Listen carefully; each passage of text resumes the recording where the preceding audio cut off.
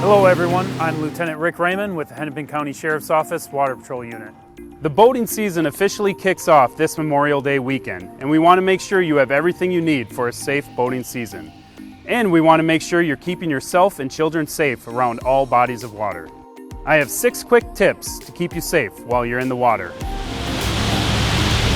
First, always wear a life jacket, especially when you're on a boat. We can't stress this enough. Make sure there are plenty of life jackets for everyone on board and make sure they properly fit each person on the boat. Second, always be respectful on the boat launch ramps. Prepare your boat and equipment before you position yourself to launch. And make sure your drain plug is in before you put your boat in the water. Third, know the boating rules and regulations and become familiar with the water markers. Also, slow down in the no-wake zones. If you need any of the lake rules or maps of Lake Minnetonka, all of our Water Patrol deputies carry them. Flag one of us down and we'll be happy to give one to you. Fourth, remember folks, the shore zone rule. 300 feet from shore, it's all a no-wake zone. This will help reduce damage to the shore and stop erosion so we can keep Lake Minnetonka full and healthy. Fifth, drinking and boating is never a good idea.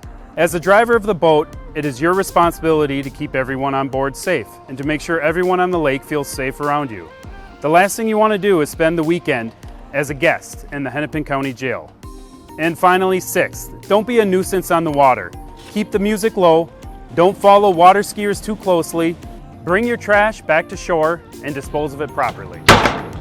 Be polite and give a wave. Being on the lake is all about having fun, so enjoy yourself. For everyone swimming, once again, wear your life jacket, especially children near lakes, rivers, pools, and ponds. Also, know the water before you jump in. You never know what's hiding underneath an unfamiliar body of water. Know your limitations. If you're getting tired during swimming, it's probably time to get out and take a break. Finally, we never leave our children unattended near any body of water. Put down the phone and use active supervision. Stay within arm's reach at all times. We hope these tips will keep you safe. We'll see you out there.